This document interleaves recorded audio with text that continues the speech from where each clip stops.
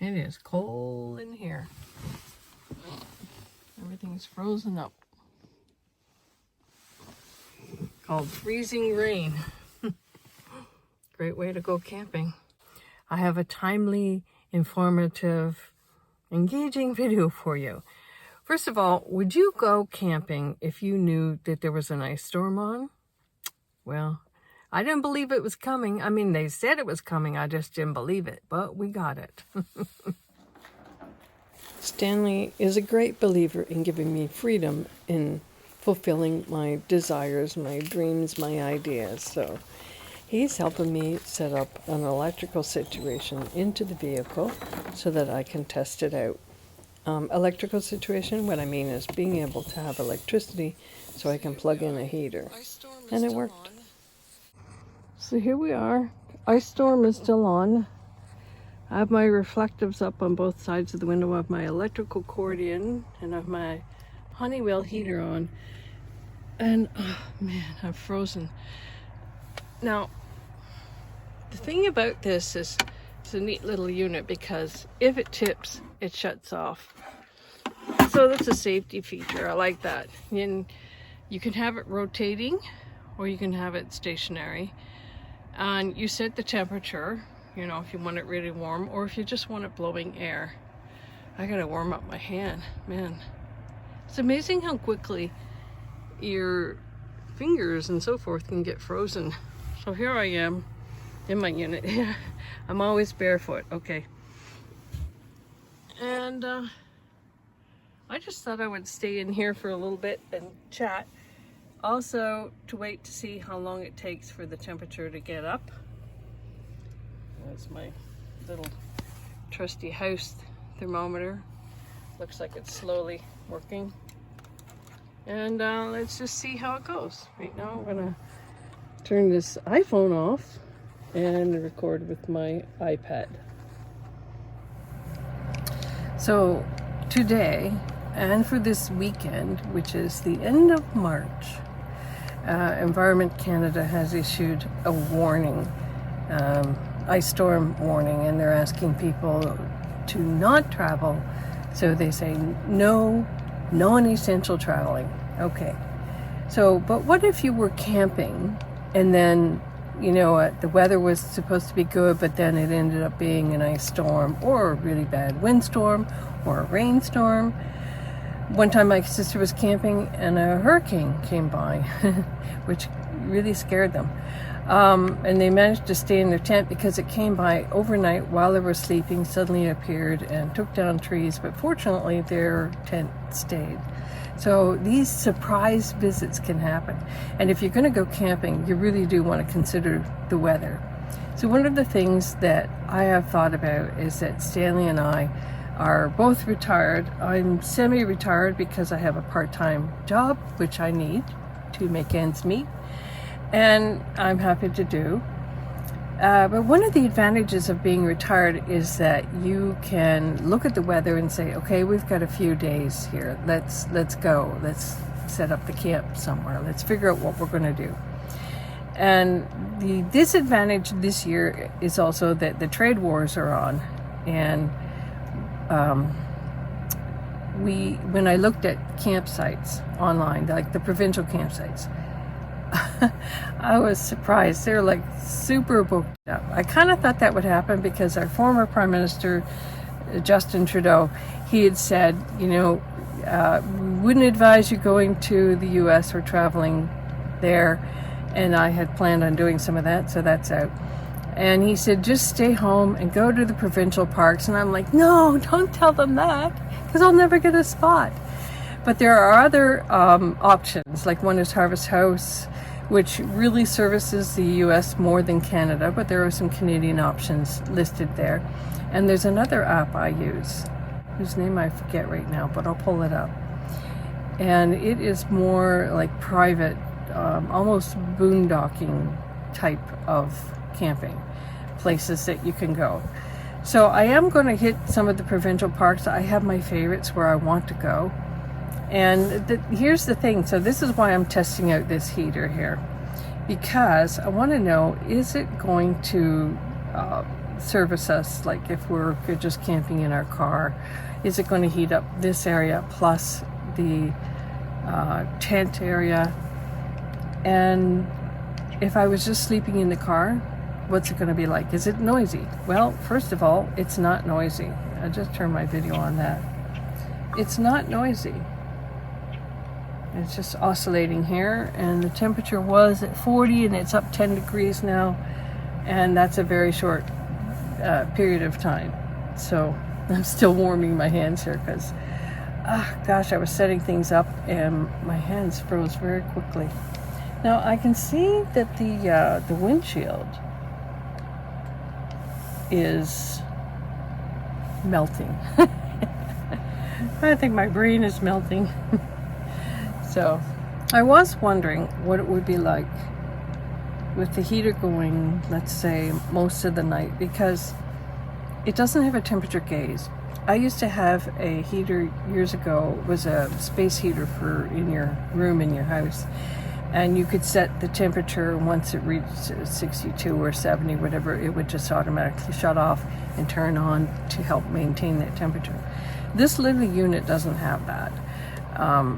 And you know, if you had one with a temperature, room temperature gauge like that, it would be a bigger unit, and you want portability. At least I want portability when camping. So the nice thing about it is quiet, and I forgot how to turn off the oscillating right now. So there is a dial on there, so it will just sort of point directly, and I might have done that. But basically the idea is to set it in the front part of the car, and I would set it on a little table in there, and then it would just sort of come and heat in the cavity of the vehicle. So I think in the night you might find that it's too warm, because it's already at, let's see, it's already at 55 right now, working its way up to 60 temperature wise. And it's going well. I'm actually feeling more comfortable. I could spend the day here. Well, maybe I might get a bit bored. Because, you know, when the weather is bad, you can't get out in the trails the same way. So you might end up just packing up and going home. And then that's a whole other issue because the tent is wet and all that jazz. Unless you're just car camping. If you are camping and it's bad weather like this, like a storm, you have to be prepared. You do have to have your first aid kit, which is mine is in the glove box. And you should have that almost any time you're traveling. I have a small shovel that I usually keep in the vehicle, especially in winter, in case you've gone off the road and you need to try to shovel out and see if you can get yourself out. We do have an automobile association so that we can phone and say, hey, we're down here. Those things have never happened to me. So 70 years of age, I guess, count myself lucky or something, or just very careful, good driving. Having kitty litter in your vehicle, which is a grit sort of thing, also helps for if you're stuck somewhere, or ice or whatever, and you're trying to move. Those things are handy. Having some kind of portable washroom system.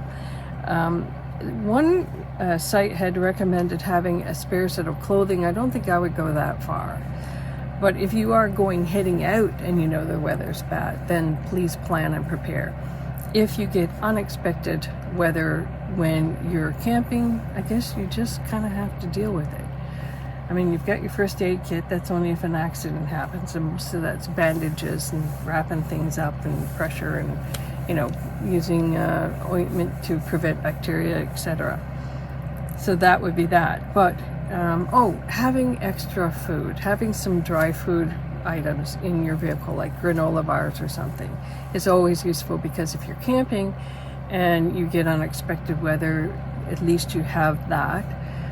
And if you're stuck somewhere, you know, in a snowdrift, or the road is icy and you've gone off down into a ditch, God forbid, and you've had to call for assistance, at least you have that food item to tide you over if you need it. And they recommend having water as well. So those are some of the safety features, and if you know of more, let me know. Yes, I have never been in those situations. I've just never had those things happen to me. The worst was a windstorm, and a windstorm was not too bad, and we were trying to set up the tent, and we managed that.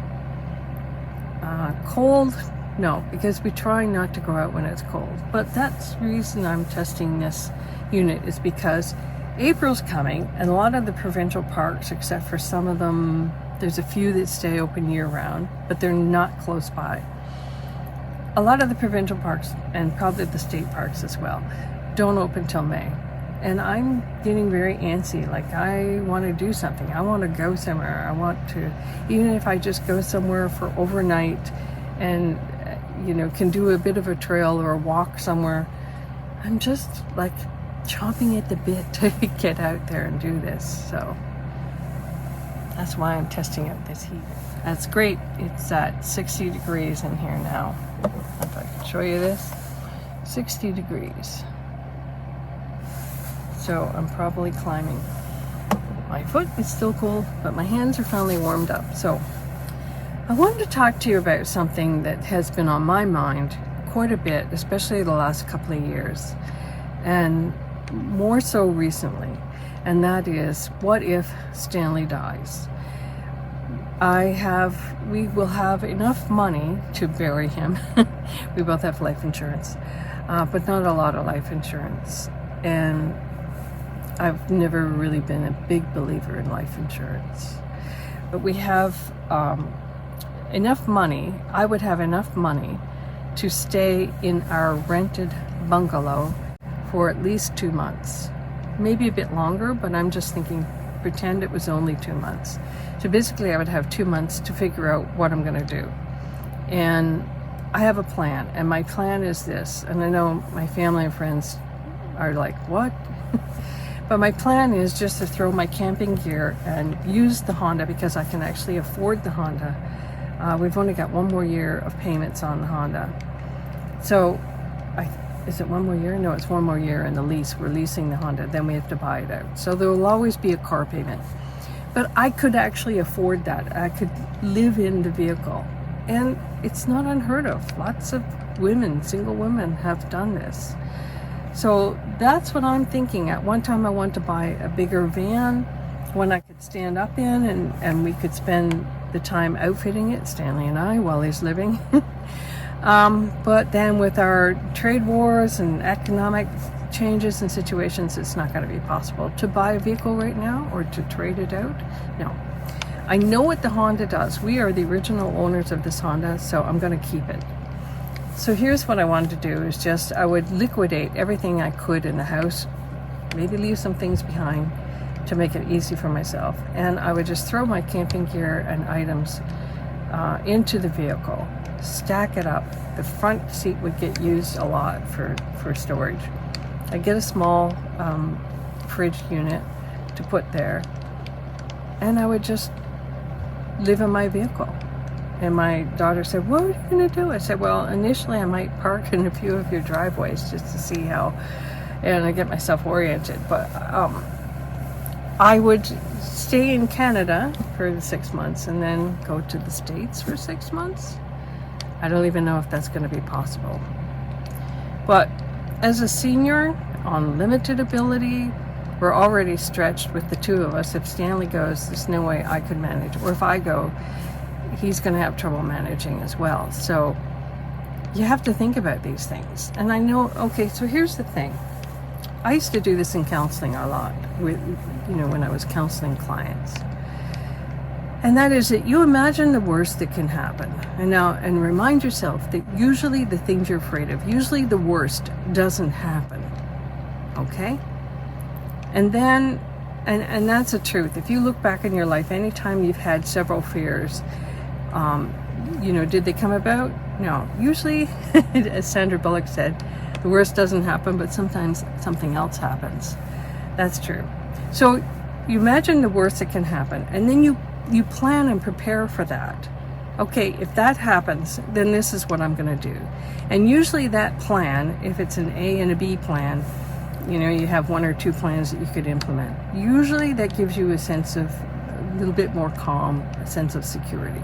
Like, okay, this happens, this is what I'm going to do. And a lot of times you don't get the opportunity to implement your plan because the thing that you feared doesn't come about. And here's the other thing with that, is life changes. See, already my life has changed. Already our country has changed. Our economic situation has changed. Already our government is saying it's not advisable to travel to the US. Already we've heard stories of people who did go over the border and who experienced various troubles. I heard of this story today where a couple went over the border. No, they were at the border. And they were, where are you going, all that stuff. And all the questioning was great. They're going into the US. And then they said, what do you think of our president? And the husband at the steering wheel, he said, oh, great, no problem.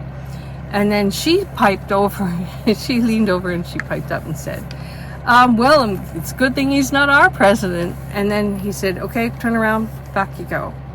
So you're at the subject, the whim or whatever, the rules, the power situation of a border guard. And life is too iffy that way. So I'm just not going to go there. So if Stanley passes, gosh, I'll have to go through all kinds of regulations, I guess, in order to implement my plan. But I do know that life changes. And so right now, if I have a tendency as a senior to worry, like, what if Stanley dies? What will I do? How will I manage? I have a plan, whether I can implement it or not. Okay, so here's the other thing. Sometimes when you have an idea for something, you need to test out certain aspects. Like, would it work? What is it really going to be like? So I spent a night sleeping in the vehicle by myself. What was that like? What problems did I encounter? One is I kept slipping off my mattress. So then I might have to change my blanket situation. Not use a sleeping bag, which has a slippery surface. I certainly have enough room. I'm just going to videotape this on my iPhone. I have enough room to sleep in this area and cook over there. I'll show it to you in a second. And I have my cubbies that I can use. I have 2 more cubbies that I can use. Right now I've got my... Hi there. So the idea is that you test out your circumstances to find out what is it really going to be like. And that's what I've been doing. And the special bonus, I guess, of all this is that Stanley gives me the freedom to live out and exercise some of my dreams, some of my ideas, and that's great. So this year I might be doing boondocking. Can't imagine that'd be a lot of fun. Because the idea of camping is that you go, you set up. I love the planning, I love the setup. And then you walk the trails and you explore where you're at and, look at the wildlife and enjoy the nature. So if you're boondocking, you gotta find a place that's safe and that's okay. So this summer, I'm gonna try some of that because it's part of that, here's my senior, if I'm on my own plan, how can I manage? What would my budget look like? And I would be able to manage in this vehicle. So I'm gonna test it out a little bit this summer. So if I forget, and you wonder, send me a note and just say, hey, where's the boondocking? Are you gonna do it? So I'm gonna let you go now. I'm gonna sit here for a bit because you know what? I'm just enjoying this. I think I'll just sit here and read for a little bit. Oh, my temperature. Let me see where we're at. Gosh, we're almost like house temperature. 70. So that's today's fun and testing. This ice storm is going to last for another day and a half. I thought, no, it's not going to happen to us. It's going to go north of us. But nope, it showed up. So, stay tuned. You never know what's coming. Even I don't know what's coming sometimes. Cheers. Little added note here. My neighbors just went by.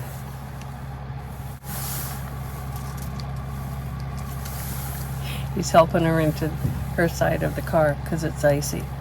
I thought they said no non-essential travel. Like, what could be so essential that they have to go out? I don't know.